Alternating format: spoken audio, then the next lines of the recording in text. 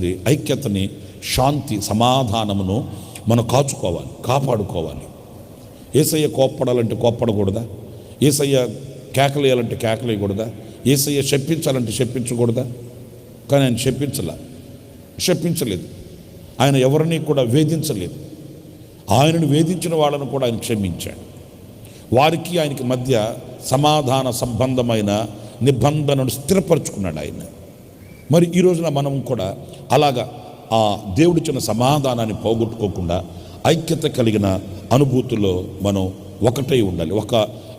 ఆ బంధం మనలో చెడిపోకూడదు.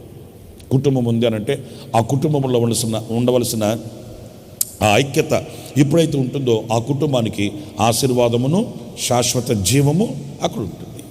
తల్లిదండ్రుల మధ్యలోనైనా, పిల్లల మధ్యలోనైనా, పిల్లలు తల్లిదండ్రులు పిల్లల మధ్యలోనైనా, భార్య భర్తల మధ్యలోనైనా, ఎలాగైనప్పటికీ కూడా ఆ ఇంటిలో ఐక్యత, ఒకరిని ఒకరు అర్థం చేసుకోవడం, ఒకరిని ఒకరు ప్రేమించుకోవడం, ఒకరిని ఒకరు ప్రోత్సహించుకోవడం, ఒకరి ఎడల ఒకరు దయాగుణం కలిగి ఉండడం, ఒకరి ఎడల ఒకరు క్షేమాభివృద్ధిని కోరుకోవడం, ఇవన్నీ కుటుంబపు వ్యవస్థలో మన గుండెల్లో నివసించవలసిన అనుభవాలు ఇవి. క్రైస్తవుడు అంటే ఎవరు? క్రైస్తవ జీవితం అంటే ఏంటి? తెల్లబట్టలో ఉందా క్రైస్తవ జీవితం? మీరు చెప్పండి. క్రైస్తవ జీవితం అంటే తెల్లబట్టలో ఉందండి? లేదు. క్రైస్తవ జీవితం అంటే బైబిల్ పట్టుకుని తిరగడంలోనే ఉందా? లేదు. నేను క్రైస్తవుడు అని చెప్పి బోర్డు కట్టుకుని ఇక్కడ బ్యాట్ చేసుకోవడంలో ఉందా? లేదు. క్రైస్తవ జీవితం అనేది అన్వయించుకోవడంలో, ఆచరించడంలో ఉంది క్రైస్తవ జీవితం. గనుక మనం అతి శ్రేష్టమైన ఆ అనుభూతిని మనం కలిగి ఉన్నప్పుడు అది అహరోను తల మీద పోయబడి అతని గడ్డము మీదుగా కారి అంగీల అంచుల వరకు దిగజారిన పరిమళ తైలం, ఆ సువాసనే వేరుగా ఉంటుంది. ఆ పరిమళ వాసనే నలుగురిని ఆకట్టుకుంటుంది. ఆ పరిమళ సువాసనే అనేకులకు ఆనందాన్ని పంచిపెడుతుంది. మీ కుటుంబం ఆశీర్వాదకరంగా శాశ్వతమైన జీవం కలిగి ఉంటే మీ కుటుంబపు నీడకి అనేక మంది పరిగెత్తుతారు. మీ దగ్గరికి అనేక మంది చేరి వస్తారు. నీ నీడలో ఉండడానికి ఇష్టపడతారు. మిమ్మల్ని ఆ సహాయ సహకారాలు కోరుతారు. మీ ప్రార్థన సహకారం కొరకు శిరస్సు వంచుతారు. మదర్ తెరీసా గారు మీకు తెలుసు కదా. మదర్ తెరీసా ఎన్ని అద్భుతాలు చేసిందా అని చెప్పండి. చచ్చిన వాళ్ళు లేపిందా? ఆమె స్వస్థత కూడికలు ఏర్పాటు చేసిందా? కానీ ఆమె మరణం దగ్గర ఆమె చనిపోతే ప్రపంచం తల వంచింది. గొప్ప గొప్ప నాయకులు వచ్చి ఆమె డెడ్ బాడీ దగ్గర శిరస్సు వచ్చి దండం పెట్టారండి. ప్రపంచం ఆమె మరణాన్ని కొనియాడింది.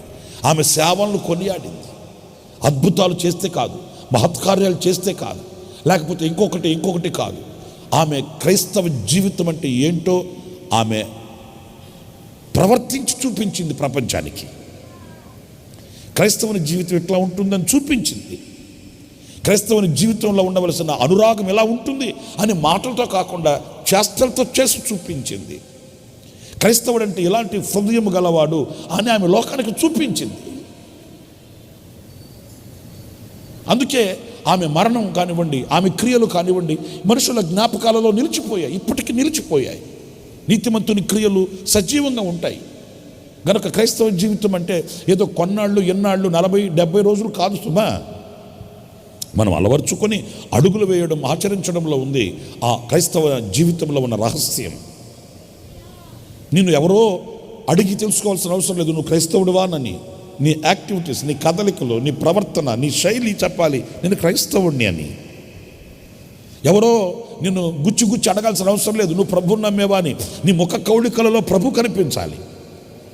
నీ ప్రతి క్రియలో ఆ తాత్పర్యం, నేను ప్రభువుని ఎరిగిన సత్య దేవుని ఆరాధించుచున్న వ్యక్తిని అనేది క్రైస్తవుని జీవితంలో ఉట్టిపడాలి. అది ప్రత్యక్షం కావాలి. అదే లేకపోతే మనం క్రైస్తవుని పేరు పెట్టుకోవడం కూడా నిజంగా క్రైస్తవ లోకానికి అది సిగ్గుచెట్టు. మనం ఆ పేరు పెట్టుకోవడమే అవమానం.